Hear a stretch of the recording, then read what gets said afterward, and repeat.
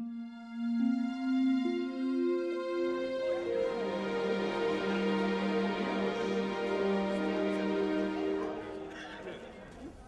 going to do a very dangerous thing right now.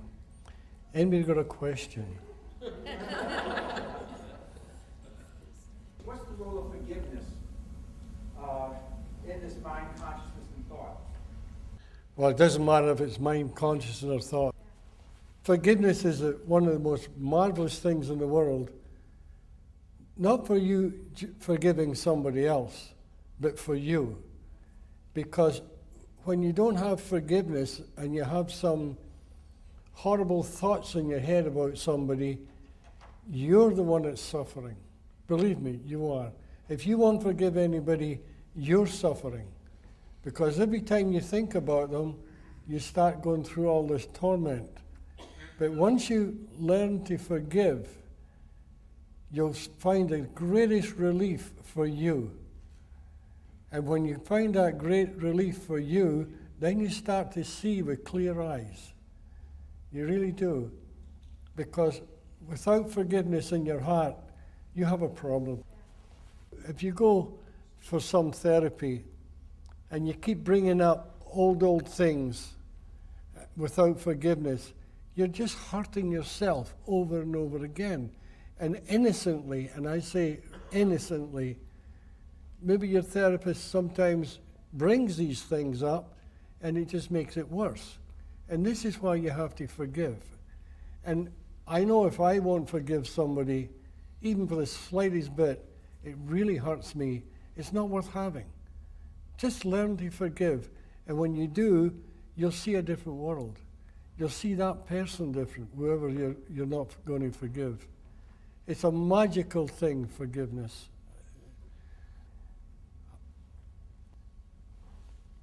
Now, I want you to be careful too. I've read books where they say that there's 4 principles.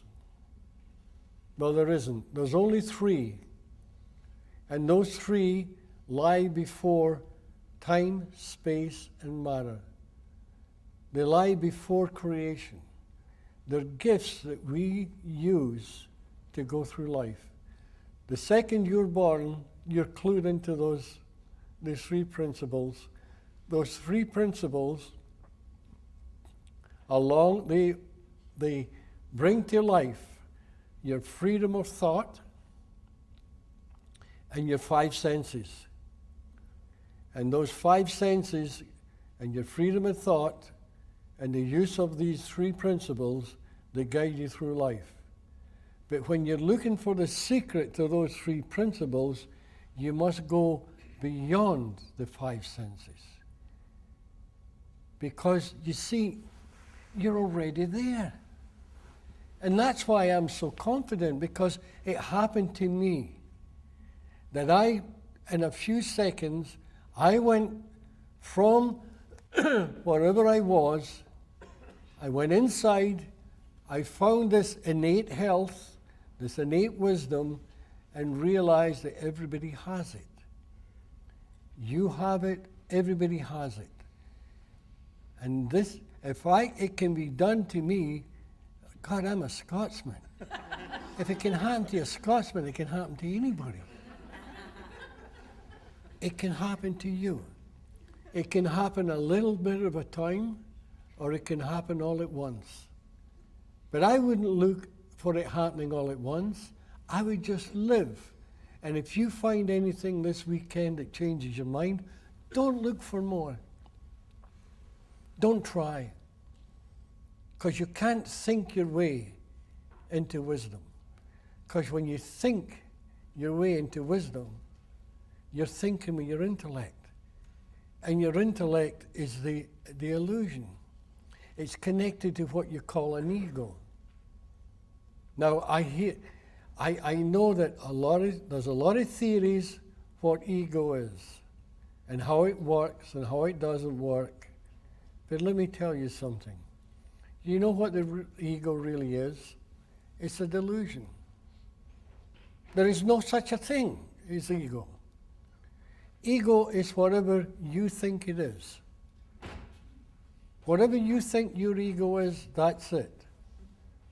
Because it's all a delusion. You're coming from the little mind. And the little mind is just your thought system.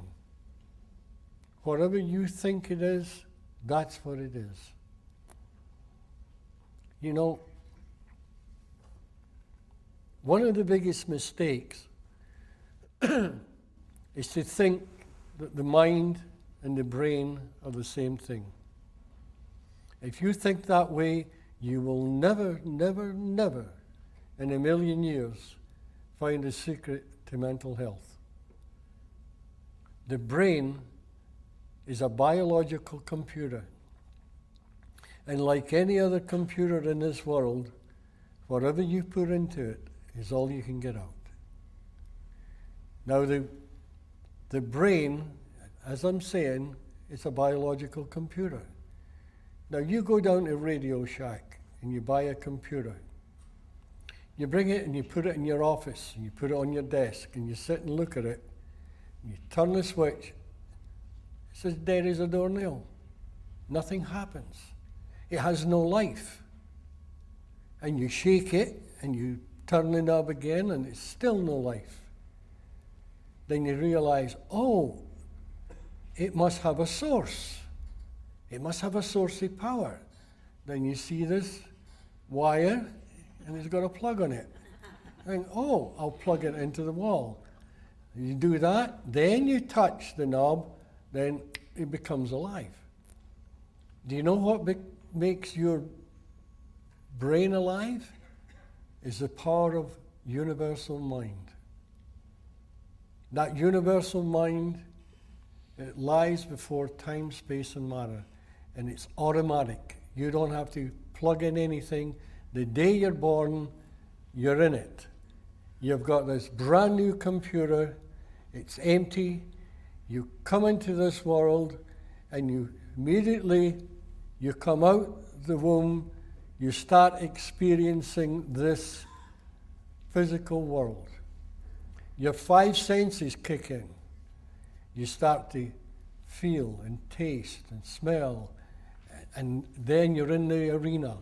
You're in this universal arena until the day you die by using your five senses, the three principles, and the freedom of thought. Now, the freedom of thought and the freedom of deed is quite different. The freedom of thought, you can think what you want. You could be in jail and still think you're free. The freedom of thought is one of the greatest gifts given. And if you use it properly, and you use those principles properly, what happens is, you see, when you're born, you have, your mind is purity. You've got purity of thought, purity of consciousness, and purity of mind. You come into this world, your five senses kick in, then you're in a divine illusion. The second you come into this divine illusion, you start losing the power and the purity of those principles. Now, as you wander through life and you start getting negative experiences, you start to lose the purity of those principles. And sometimes you lose it so much, you start to become mentally sick. This is where you doctors come in. As soon as a person loses too much of this purity of mind, conscious, and thought, they become mentally imbalanced. So you doctors come in and you say, we'll help you. Then you try and get them back to purity of thought. But the secret is, if you don't know what thought really is, it's all guesswork. Learn what the principles are. Once you learn those principles, you, physician, heal thyself, you become mentally very, very secure. You know the way. Somebody comes in, and instead of seeing a sick person, you see past the sickness, because you know they've got the same wisdom as you have. And we all have this wisdom to different degrees, depending on the experience of our life. If you've picked up experiences of anger, desire, hate, jealousy, envy, this is what will come out of you. But if you see that all those feelings, they're all feelings. If you can see that those feelings are only created from thought, if you can honestly see that, then those feelings disappear, and in their place comes love, nice feelings, hope, joy, helpfulness. You want to help people. It all changes just because you change your thoughts. You know what thought is? It's a magic paintbrush. It's a divine paintbrush. And you take your thoughts and you paint the picture of this world you live in by your thoughts. Now, whatever you paint is what you will see. Because our thoughts create our reality. The world we live in is created by thought. All the mess that this world is in today is created from human thought. If you can teach the world that their thoughts are creating the reality, the world that we live in today will change. And never go back in the past, because the past is an illusion. It no longer exists. And this is where forgiveness comes in again, because you have to forgive those who harmed you in the past. I know when I was brought up, I was adopted. I didn't like where I lived. I didn't like my home. And I could sit here and tell you a whole bunch of horrible stories. And it'd be a therapist's dream to hear it. They'd be saying, what else happened? Well, I'll tell you this, and I'll tell you that. And they say, wow, you're really in trouble, man. But once I had this enlightening experience, I looked back with absolute clarity, and all I saw was two people who brought me up in total innocence. How I came into the world was brought on by total innocence. Everything was total innocence. And if I could go back now and see my parents, I would be so full of love for those people, immaterial what happened in the past, because you would see the innocence. And this is where therapy has to look. It has to change. It has to go the other way.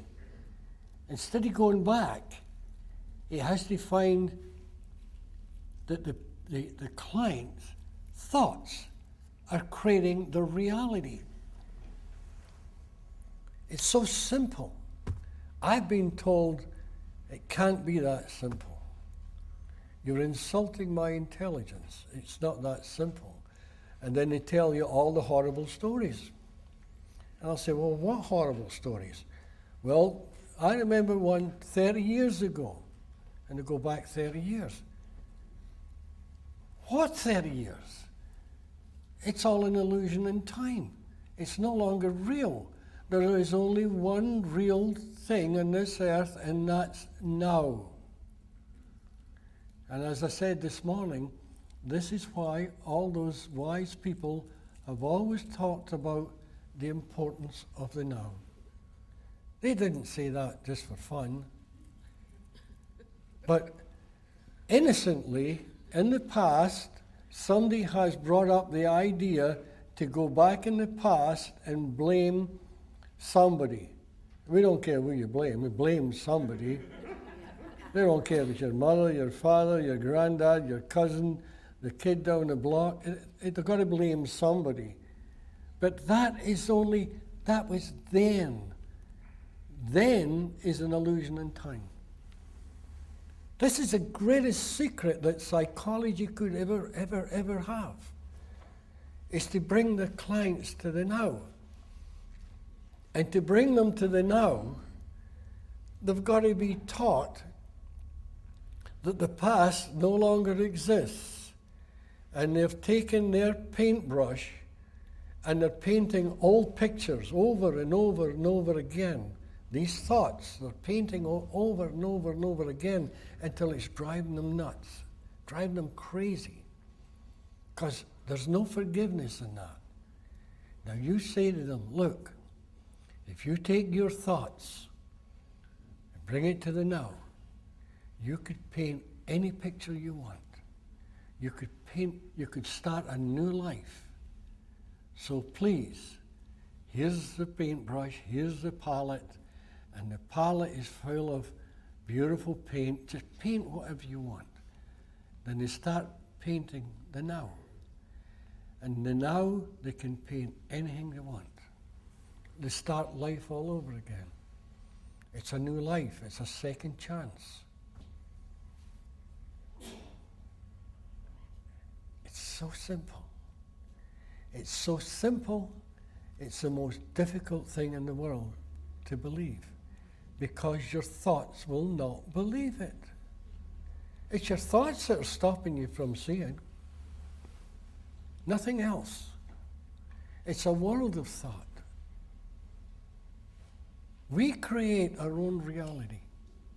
Whether you like that or not, maybe you'll get angry at me saying this, but you create your own reality. What you see and how you react to what you see is your reality. You know, during the Second World War, there was a lot of people in concentration camps. And it was terrible, horrible, horrible existence. And yet some people still kept their happiness and the love in their heart without hate. And other ones, they went under. Now, they're in the same camp, but one kept their sanity and one didn't, because they painted different pictures every day.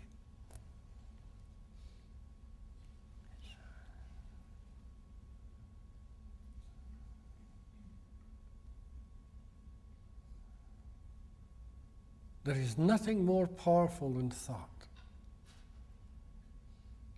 And as I said before, I've read a book that says they've now discovered the fourth one. And the fourth one is emotions. Tell me something. How can you possibly have an emotion without using the principles?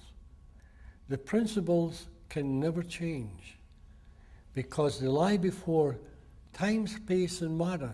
And this is why I'm saying they're spiritual. That's the only reason I'm saying they're spiritual, because they have no form. And if they have no form, how can they change? It's impossible. Now, just lately, I heard there's one woman, she's discovered 8. Probably 10 years from now, there'll be 25, unless we smarten up. In the medical field, if you go way, way back, they'd bore a hole in your head to let evil spirits out. Not that long ago, really, in time, there was bloodlet. So? See what I mean? I rest my case. Well, when I first heard about this, there was roughly 300 theories. Now it's up to 500. But they haven't thrown anything away. You have to throw away. Bring in the new. And in its place will come this beautiful thing created from the three principles, created from wisdom that lies within, and it will change the field forever. Then, when this wisdom comes, the other ones will just vanish. They'll vanish like mist in the morning sun. And it has to be that way. I know I can get in trouble for saying this, but I have no other choice. I honestly have no other choice. I'm trying to be honest. I'm trying to be helpful. Nothing in this world, I'd give my life if I could change this world. If I could change doctors that were going to help children and people that are suffering all over the world, it'd be worth it. I've devoted my entire life to this. And when I see these doctors change, and I hear the miracles that are happening in their clinics, it's worth it. It's worth it.